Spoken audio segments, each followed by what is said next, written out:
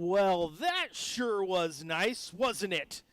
The Trailblazers got out to a big lead in the first quarter, had an impressive first half, weathered the comeback storm from the Dallas Mavericks, and held on for the 125-122 victory here inside Moda Center to wrap up their 5-game homestand. And yes, it was a nice victory because, you know what, anytime you get a win, it's nice. Welcome into the fifth quarter. Chris Burkhardt here with you. If you want to join the conversation, 503-248-0620 is the telephone number. Of course, you can hit us up on the brand new Rip City radio text line. Just text 88528 and we'll hit you up there. And then last but not least, youtube.com. Type in Rip City Radio and you can send in your comments, your questions, your concerns over there all show long. As I said, what a game. A lot of big performances tonight from the usual suspects and a couple ones you're sitting there going, oh gosh, it's nice to see the string of games they're putting together. A couple different lineups put together by head coach Thiago Splitter in this one that also made you go, oh wow, didn't expect that to happen. And it all worked out in the end. So, you know what, let's talk about it, shall we? The Blazers, they opened up hot right out of the gate. They were ready to go. The offense was churning, which is exactly what you want to see. After that Orlando loss, and Coach talked about it, we need to find ways to come out and start these games quicker. Well, in this one, they did just that. They scored 42 points in that first quarter, 33 in the second. In fact, the 75 points that they scored in the first half was their second highest scoring half of the season. The 42 points in the first quarter was their highest scoring first quarter of the season, second highest scoring quarter overall. So the offense was churning. Toumani Camara had, 9 of the team's first 16 points. Unfortunately, that was the only 9 points he would score for the game. He was in and out on the night dealing with some foul trouble. But overall, again, you liked what you saw in that first quarter. And in the second quarter, they tried their best to replicate it, but Dallas was able to kind of start clawing back, going on a couple runs, getting as close as they could. And then in the third quarter, same thing. It was 97-93. Then they take a lead in the fourth quarter, and you're sitting here going, please don't do this again. Like, just please. Please don't do this again. And that is the Blazers we're talking about. You're asking them to please don't do this again. Don't let that lead go away. Don't let this other team come back and steal one from you, a game that you very well could have and should have won. But breathe, because we didn't have to worry about that. Because the Blazers made sure that they took care of business. They held on late. They got a couple defensive stops late.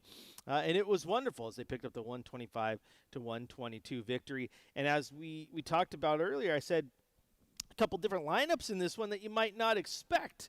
Well, when you're sitting there in media row or the 300 level, wherever you may be watching the game or even on TV, and you look up at the action and you see Young Hansen and Robert Williams on the floor at the same time, what are we doing here? That's kind of crazy.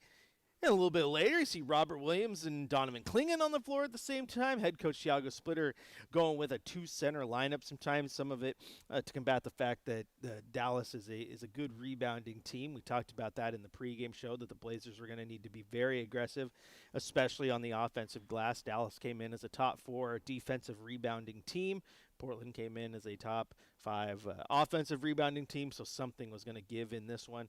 And guys like Donovan Clingan absolutely showed up in the best way possible when they needed it. The Blazers had 17 offensive rebounds. Dallas had 33 defensive rebounds, and the Blazers won the rebound battle 48-41, which is exactly what they needed to do. Taking a look at the box score, starting on the Dallas side of things, Cooper Flagg, he had a rough night. 6 of 20 from the floor, 1 of 6 from beyond the arc. He had 6 rebounds. He did have 8 assists, which is nice, but he scored just 15 points.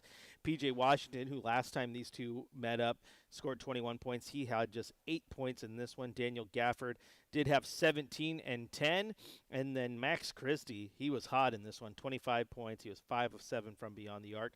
The Mavericks bench, though, let me tell you what, Brandon Williams, 22 points. Najee Marshall, 17 points. And Klay Thompson had 14 points as well. The Mavs bench scoring 57 points to the 41 for the Portland Trailblazers. Now, on the Trailblazers side of things, Tamani Kamara had 9 points, as we talked about. They were all there in the first quarter. Didn't score again throughout the game.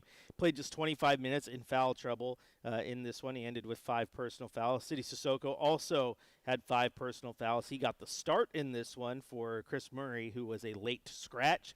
18 points, 11 rebounds from Donovan Clingan.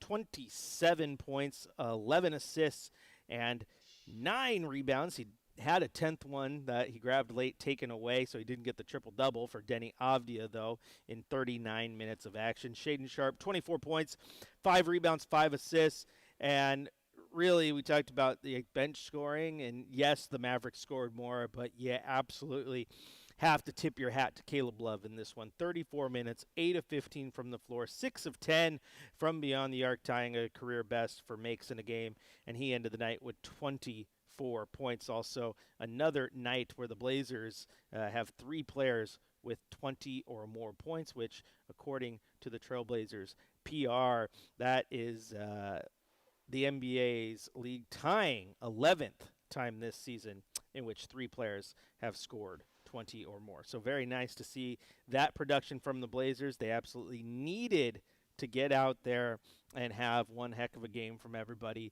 and they did. We talked about it. This is not a team, Dallas, that you can just roll over and hope for the best. You need to make sure that you're ready to go, because if you're not, they can find ways to beat you, just like they did in Dallas. All right, when Cooper Flagg had a good game, P.J. Washington had a good game, and Daniel Gafford had a good game. We talked about this. We knew it was going to happen, and I was just glad that they showed up the way they did. Looking at the YouTube chat, friend of the show, Eric Weldon, says, I literally texted, "Oh, no, not again," to my group chat when we were letting them back in. But, hey, a win's a win, and we made the right plays this time. And we made free throws. That's right. Caleb Love went to the line late, hit 2 free throws, and it's like it can happen. A free throw shooter can hit both of them. They don't have to miss one. That was nice to see. And, yes, late game execution. There was still a few things here and there, but overall, I like the way that they played and were able to gut it out. And I think gut it out is the best word to use in that situation, because it got a little hairy, but they took care of a business. Sean chimes in, Caleb Love needs a McDonald's deal. When he hits threes, we should hear the "I'm loving it" tune. 6 of 8 tonight. Go Blazers. And Niche Tutoring also chimes in, I see it, I shoot it. Caleb Love. I have argued that Caleb Love has never seen a shot that he doesn't like and he won't take. If the ball's in his hand, he will let it fly. And we have seen off nights from him. The last few nights have been on nights, and I will take those on nights. The thing about Caleb Love that I won't be upset about when he likes to shoot the ball is I've seen players, you've seen players, whether it be on the Blazers or elsewhere, who are just timid, who don't want to shoot the ball. I like the fact that he likes to shoot the ball, and, man, it's when he's on. He's on. I like the fact, too, that it's not just the three-point shot. He's being aggressive, trying to go to the rim lately. And if he's going to be a plus free throw shooter, then, yeah, keep attacking, get to the line, because the Blazers need that. So, absolutely, Sean chimes in the DB Hooper award. Still miss DB Hooper. That's right, the Delano Banton. We're talking about Delano Banton here in 2025. DB Hooper is objectively one of the greatest nicknames of all time.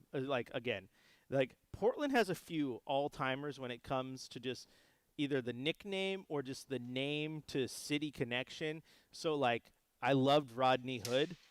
Really? You have a dude whose last name's Hood, and, your most prominent landmark that you can see from basically everywhere in the entire metro area is Mount Hood? Yeah, that's awesome. I also like DB Hooper, obviously a play on DB Cooper of Pacific Northwest plane hijacking fame and jumping out, all that stuff.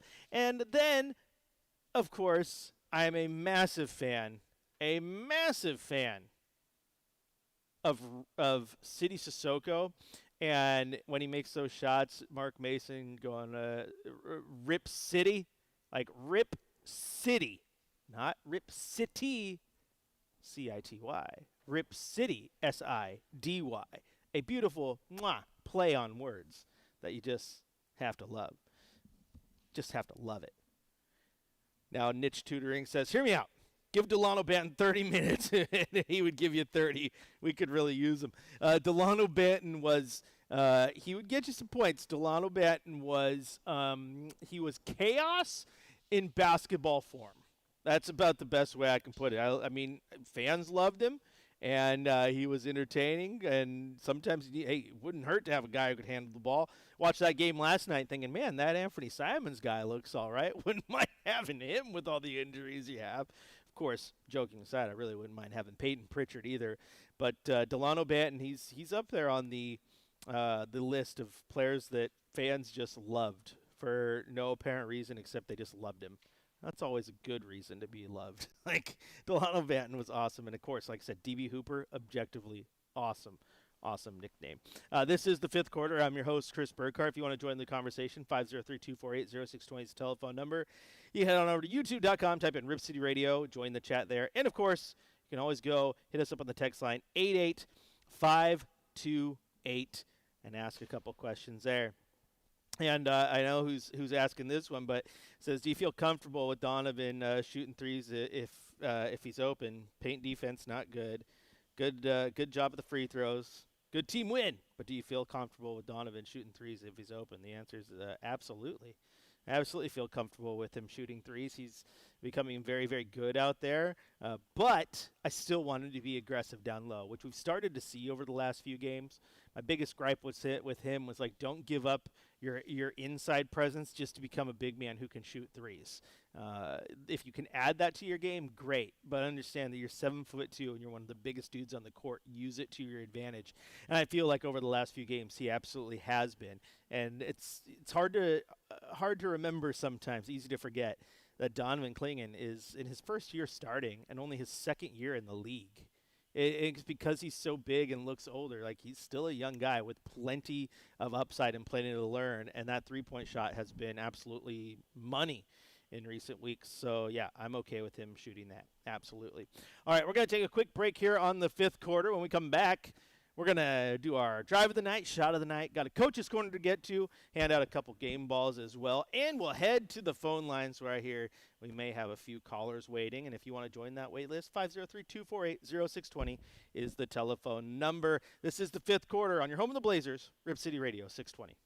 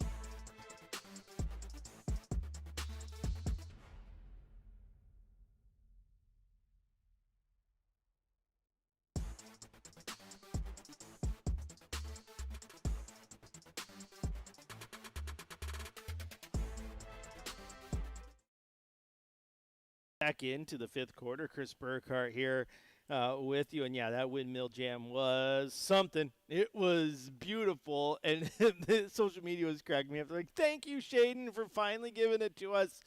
It wasn't just a lazy layup or just a quick little jam. No, it was a monster windmill that's going to live on the highlight film for absolutely a long time.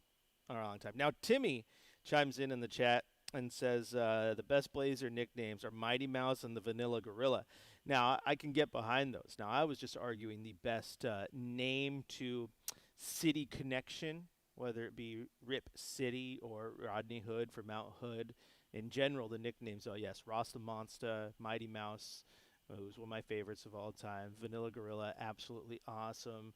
And then you got to go with, even though there's a couple other athletes who have it, the natural, especially when you're a player whose game looks so natural. I mean, Brandon Roy was absolutely something else. And maybe it's something with guys with ties to the Northwest, because also Randy the Natural Couture obviously started Team Quest out there in Gresham, Portland area. So, yeah, man, nicknames are awesome.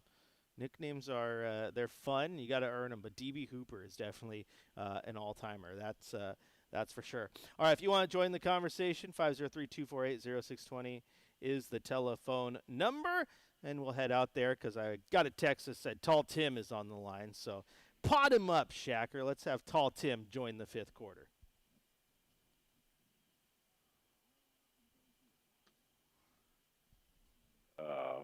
Dallas actually beats in every category except for offensive rebounds, and we shot the ball a little bit better, probably thanks to Caleb Love shooting 6 for 10 from 3, that's got to be his best shooting night for 3, isn't it? It tied his season high, 6 makes. Oh, look at this guy. I mean, I had a feeling about that guy as soon as I saw him. So, there's something about this guy. He's gonna help us. And I think every game that he shot well, we've won the game, right? I'd have to go back and look, but I think there might be a correlation because he can shoot you out of a game too. Yeah, that's true. All right, but get back to offensive rebounds. I think that's how we won the game. We just got more looks. Sissoko, he only shot 1 for 8, but the only one he made was a 3. But he had 4 offensive rebounds, which matches Klingen's 4. And then Sharp got 2, and Love got 2. And Robert Williams got 3. So, I mean, everybody was down there digging tonight, which is what you needed because you didn't have too many guys to fill the gaps. And I think what I was thinking after the game ended was we were so shorthanded that you just get to see all the flaws of everybody because they have to fill the gap, and they can't always fill the gap right, especially in the pro game. So you saw like Sharp, a little loose with the dribble there and a little shaky, but he still did what he needed to do. Caleb Love, sometimes he just big enough to defend, but it doesn't matter because he was able to come back and get it back on the other side. So it was like I don't know, it's one of those epic movies or something where they had to overcome great odds and they end up with the win at the end. And they got a little lucky because they left some guys open, but maybe Dallas was tired a little bit too. So great win. No, Tim, and thanks for the call as always. And you're right, it was definitely a great win. And you look at the box score to your point, and Dallas they made the comeback, which was huge, but they had 14 more points in the paint. They won the fast break battle. The bench points, they won that one. They had fewer turnovers. They had more points off turnovers. But there's one place that definitely the Blazers won, and they won big, and that was second chance points, and that was those offensive rebounds that you talked about. And I talked about it pregame too. Dallas came in as a top 5 defensive rebounding team. Portland came in as a top 5 offensive rebounding team. So which one of those was going to give? Because it was strength versus strength. who was going to win this arm wrestling match. And I really think Portland did. They cleaned up well on the glass, and second chance points. They beat Dallas 26-11. So that right there is huge, meaning the amount of offensive rebounds they got leading to those second chance points.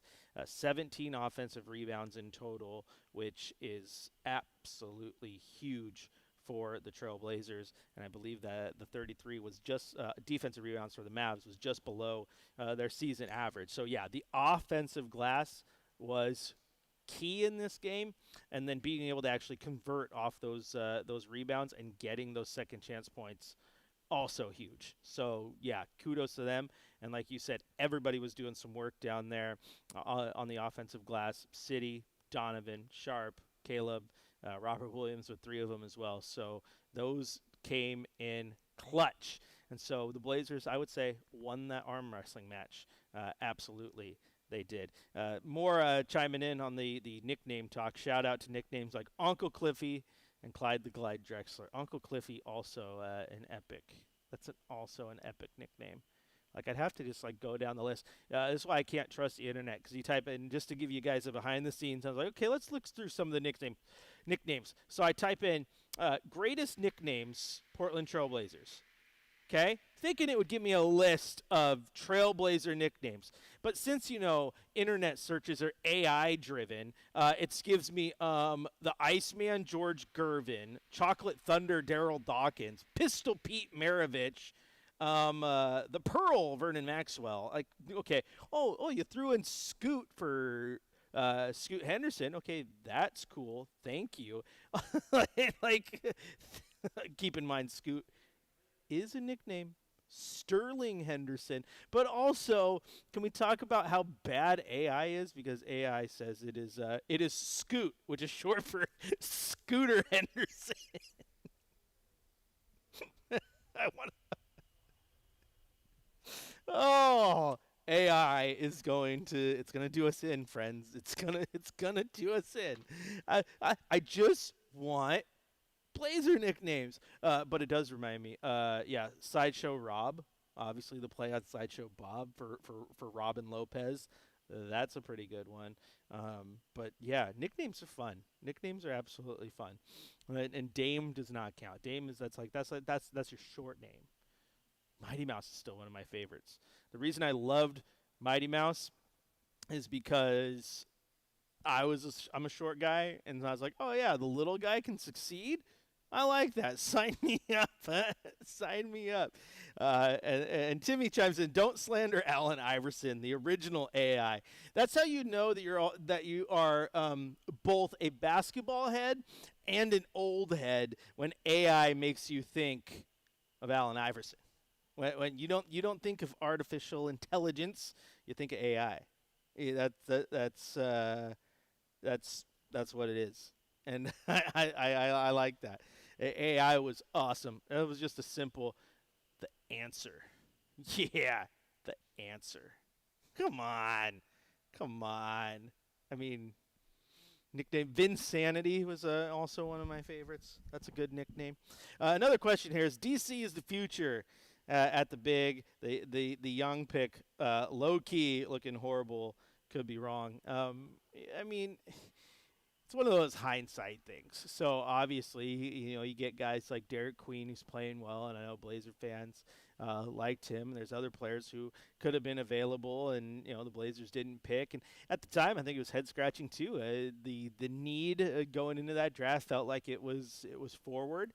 Quite frankly, I think you're realizing that right now, that you needed someone who could play the 4 big time. Ideally, I would have liked a tweener, kind of like a Denny or a 2, who could play the 4 and the 3, but is comfortable at the 4, because you're starting City Sissoko and Chris Murray at that spot, and it's hurting you a little bit.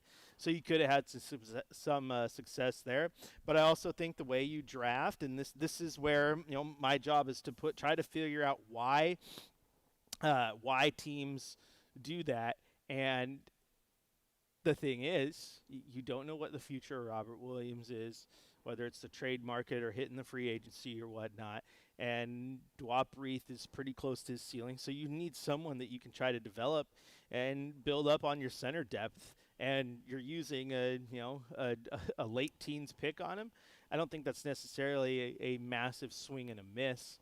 Now, if you're taking Young Hansen, in the top 10, Blazers get the 7th pick again, and then you're taking that big swing. I think it's a little bit different. But overall, I'm not worried about his progression 33 games into the season, just because this guy is not only he's got a basketball brain, but he's learning to play as a big man in this league, which the learning curve for a big man is massive. Donovan Clingan didn't look great right out of the gate.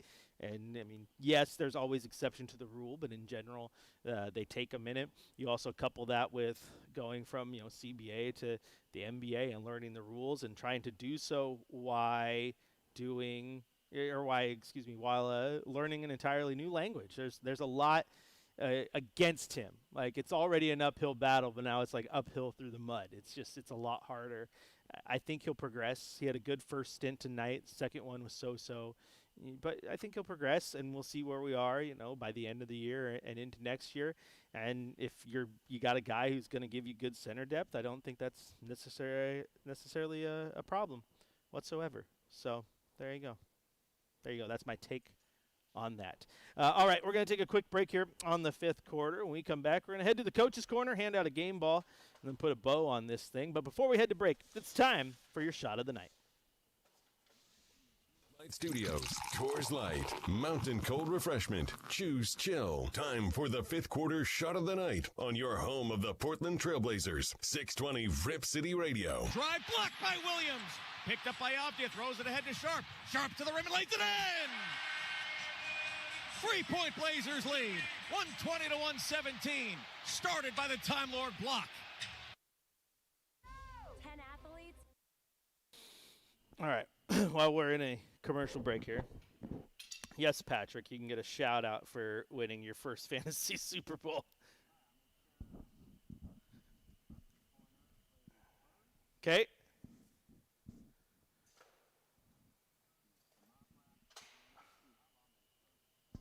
Shouldn't be that long. I want to yak at YouTube for a sec too while you're doing that. But yeah, Timmy, he'll never win. I agree. Unless he stacks the deck. I won back-to-back.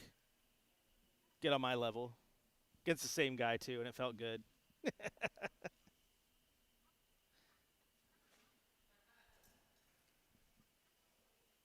Yes, I love that he's putting him back up. He still passes out a little too much, but I think he'll learn with that. But anyway, I'm going to jump off for a sec. We'll be right back after this commercial break.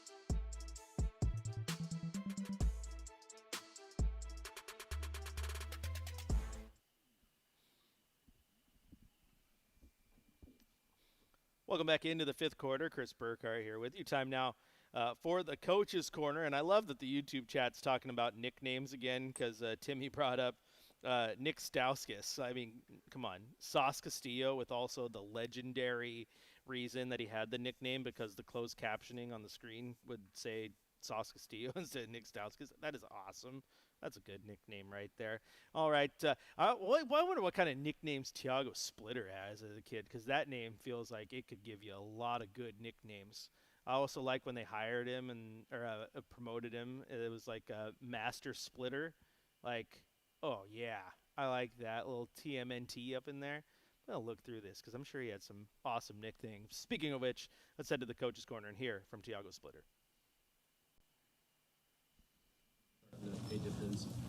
Yeah, I think we're learning from them. We understand how to use the clock better. The foul situations, the no foul situations, like the last one, we couldn't foul. Of course, it would be a catch and shoot. It's all a learning experience for us. I think the decision making at the end of the game, it was good too. So.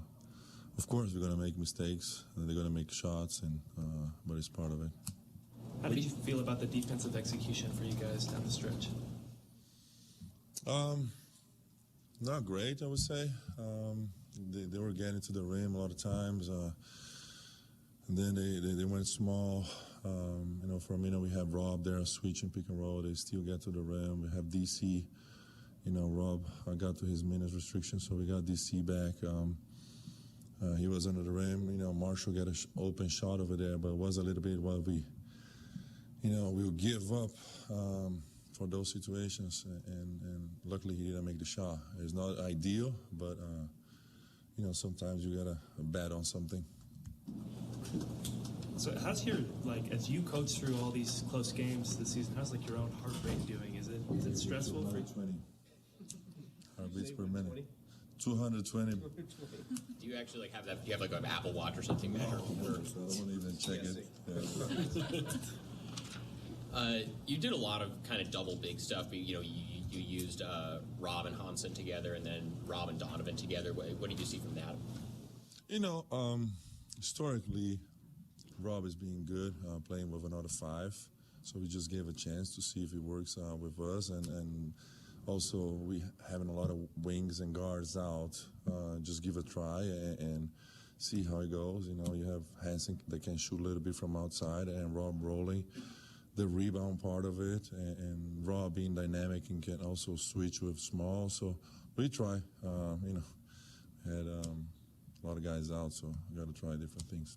What did you like most about Caleb Love's? Like always, he's not afraid. Knocking down shots. Open up the paint for us. Two huge free throws at the end. So he was tremendous offensively for us and playing, trying hard on defense. Of course, he doesn't have the size to be like a supreme defender, but he's trying. He's giving his max, and that's what I like from him. Who is the MVP tonight for the Trailblazers? It's time for Game Balls on Fifth Quarter, live from the Coors Light Studios. Coors Light, choose chill. All right, there you hear from head coach Thiago Splitter, and it's time now to hand out a game ball, and I really want to give the game ball today to Caleb Love. That's 2 games in a row that he's been absolutely phenomenal and hit big shot after big shot when you needed him, was clutch at the free throw line. Again, tied the career high with six threes, and he was good. He was efficient with them. And in the last few games, that's what he's been, and I absolutely love that from him. So, yeah, game ball's definitely going to Caleb Love tonight. There's a couple other choices in there. A lot of people played well. But Caleb Love, he's been absolutely incredible over the last handful of games, so shout out to him. Also, the other nickname conversation, Bosnian Beast, absolutely. That was a great nickname. I also like how when he lived in Portland, his license plate was the Beast, and I think it, like that's just cool. So yeah.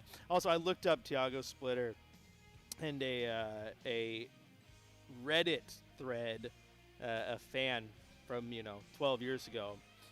They called him Splitter Splatter because his game was so chaotic, and so they started calling him Splat Attack, which is also, if you're ever bored and you really want to watch one of the most like random movies you'll ever watch, it's totally funny.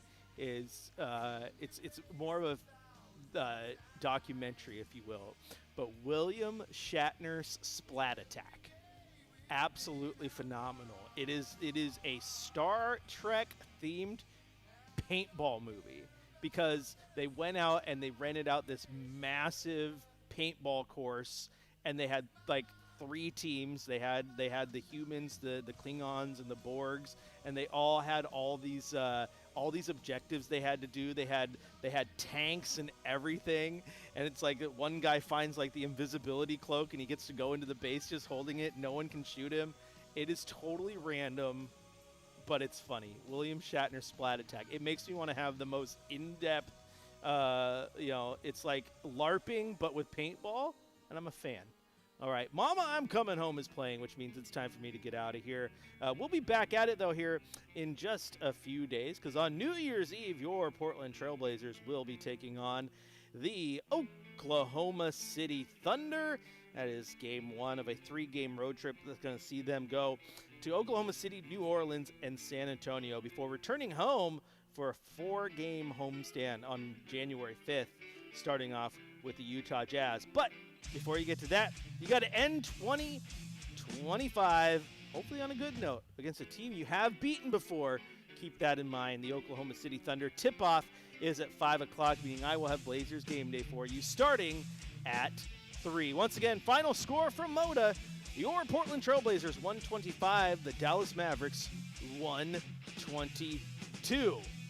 As Chad would say, show me your Blazer! It's always nice when they didn't win. Rip City, I'll talk to you on the next one.